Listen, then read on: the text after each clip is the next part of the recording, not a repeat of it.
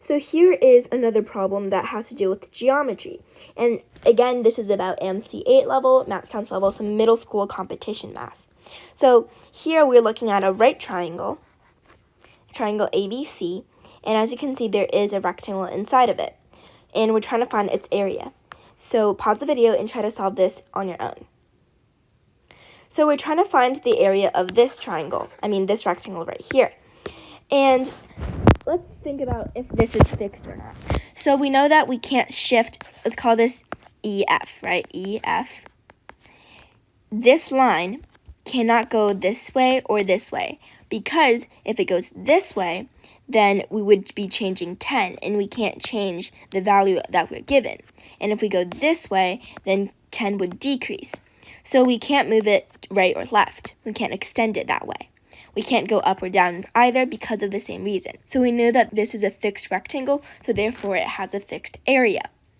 So how can we solve for this? Well, one interesting way that we can do it is if we extended just these two parts with the 5 and the 10. As you can see, if we extend these and we called both of these areas congruent to each other. So these two triangles are completely the same. So are these two triangles. They're all completely the same. So they're the same triangles, so therefore they have the same area. And now if we connected these into another triangle, you will see that this is the area of the actual triangle we are given. So again, we have another pair of congruent triangles. Now, because of this, we know that if this was A, we call this section A, and then this section would also be A because they have the same area. If this is B, then this section would also be B because they have the same area. So if this is the part we're trying to solve for, this is also the part we're trying to solve for. And as you can see, it is also a rectangle. We also know its base and height, right? If this is just 5, that's brought over here, and 10 from the bottom. So we have 5 times 10, which is 50. So just like that, we have solved the problem. Its area is 50 units squared. But wait, there is actually a more, universal solution that we can do with this problem. Well, so first we can work backwards. This is to help us think about where to begin. Well, we're trying to find the area of a rectangle, and the area of a rectangle is equal to base times height. So we need base and height of this rectangle. So we're trying to find DB and TF. Well, we don't know what they are, so we'll call this X and we'll call this Y. And now let's think about what equivalent relationships we can find from this problem. Well, we know that we're trying to find X and Y.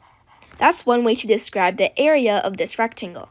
What's another way we can find the area of this rectangle? Another way we can do it is to first find the area of the full triangle and then subtract these two extra parts. So the area of the full triangle would be 1/2 times y plus 10, which is the base, times its height, which is y plus x. And then we subtract 1/2 of 5y. That's this small triangle up here. And then we subtract 1/2 of 10x, which is the area of this triangle. So that will give us the remaining part, which is the rectangle. And we know that this is an equivalent relationship. So let's try solving this. xy is equal to 1/2 times 5y plus 50 plus xy plus 10x. And this following is all the same. And now we see that there is a 1/2, so we can just substitute that out.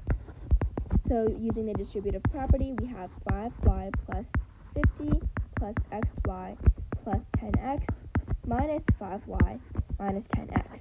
So this is recommended for somebody who's really good with algebra, really good at solving for variables.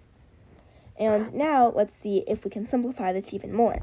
Well, 10x and minus 10x cancel out each other, so there's positive 5y and negative 5y. So we are left with xy is equal to 25 plus 1/2 xy. If we subtract xy on both sides, we get 1/2 of xy is equal to 25. Therefore, xy is equal to 50. Now let's think about what we had at the very beginning. Well, we were trying to solve in the very beginning for x times y, which is the area. So this is our final answer, and that's how you solve this problem in 2 different ways. If you have any other solutions that also got you the same answer, please feel free to put it in the comments down below. Thank you so much for watching 3 Inquisitive Kids, and we'll see you next time.